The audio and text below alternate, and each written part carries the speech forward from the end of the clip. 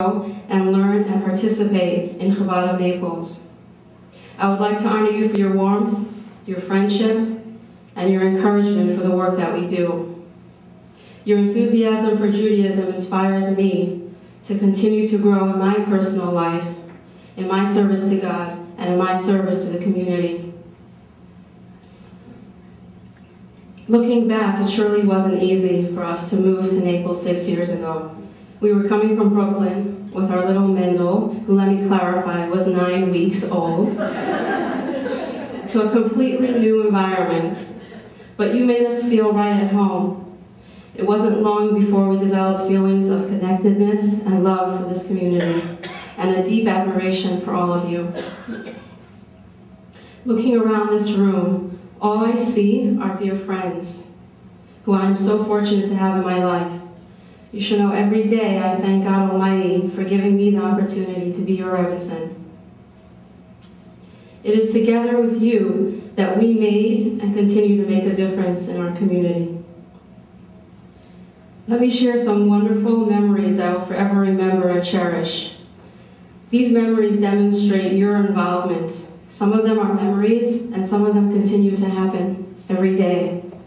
I could go around the room and share a special memory for each one of you sitting here, but I would be here all night. So forgive me, I just chose a few. I remember sharing time with you in my kitchen when you came to the house and helped cook a storm. The devotion and love you showed to my children when you come to the house to play with them means the world to us. I remember the warmth and immediate acceptance you gave us when we just arrived, when we didn't know a soul. I remember the warmth and immediate, I remember how you opened your heart and your facility to our newly opened Hebrew school. You have the merit of all the Jewish learning all the children did there.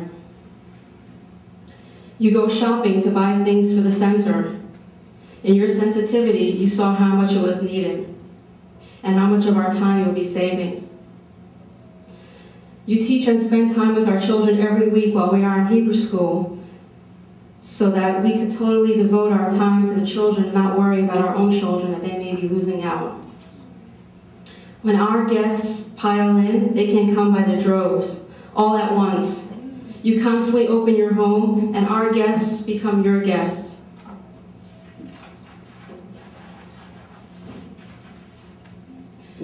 I remember you volunteering at our Hebrew school, planning women's circle events together, and opening your home to host women's circle events with pleasure and effortlessly. These are all memories and how we've grown together as a family and as a community. The Rebbe, Rabbi Menachem Mendel Schneerson, and his beloved REBBETZIN, Chaim Mushka, blessed memory, are our mentors and driving force. The Rebbe has inspired us to become young leaders. I have a little short story that I want to share regarding Jonathan Sachs. He's a former rabbi, I should call him Rabbi Jonathan Sachs. He's a former chief rabbi of England. And when he was studying at Oxford University to become a rabbi, he set out on a project to meet with 30 most influential Jewish leaders around the world.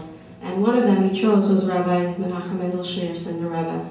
And he prepared a list of questions, and he came into a private audience with the Rebbe, asking the Rebbe about what the Rebbe is doing about Jewish continuity, what it means to be a Jewish leader, all those different sorts of questions, and the Rebbe answered each one. And then at the end of the meeting, the Rebbe turned to him and said, "Jonathan, and what are you doing for the Jewish students in Oxford?" And at that point, that changed his life.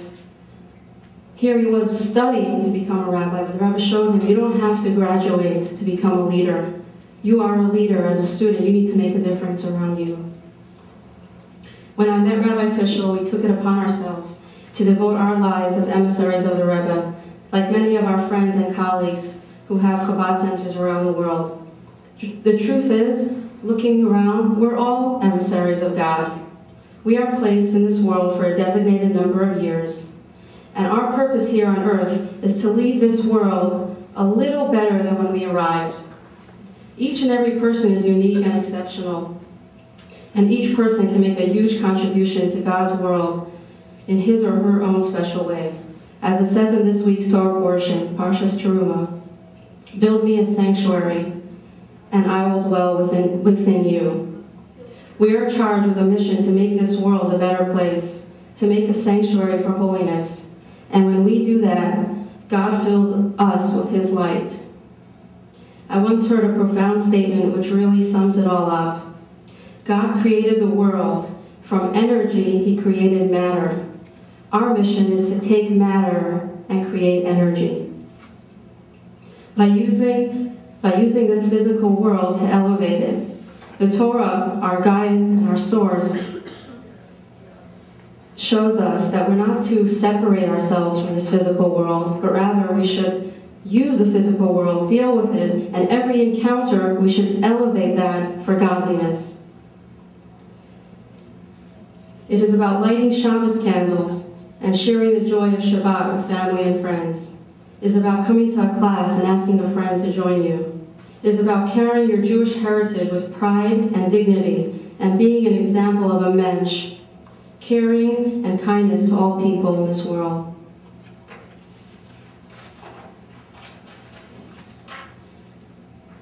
Once again, I want to thank those who gave their time, effort, and love in putting this evening together.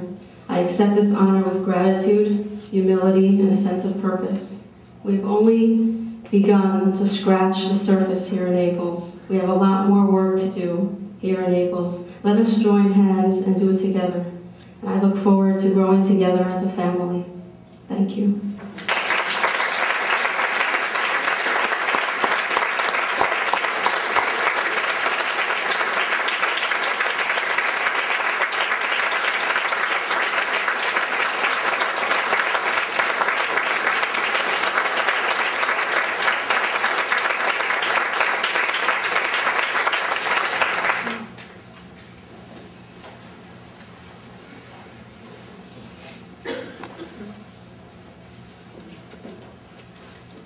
Before we conclude the evening, I want to point out the beautiful centerpiece pieces that were designed for REBBETZIN ETTIE ZAKLOS and partially contributed by Party Hardy.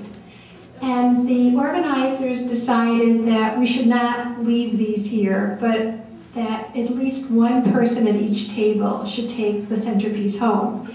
And we thought that either the table could decide amongst yourselves, or perhaps the person whose birthday is closest to today could take the centerpiece home. So we want that to be done. Second of all, because this is an evening for ETTIE,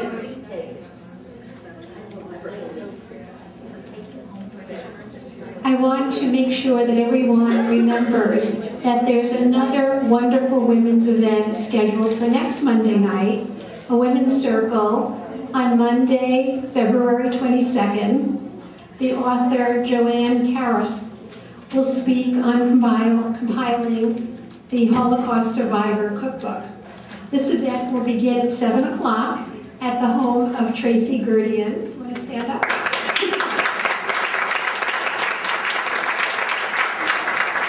Tracy's address is 5221 Sand Dollar Lane in Naples, and we've had many wonderful women's circles at Tracy's house. So that concludes the evening. We want you to continue to eat a little bit more and just enjoy being in each other's company. Thank you so much for sharing this wonderful evening with all of us.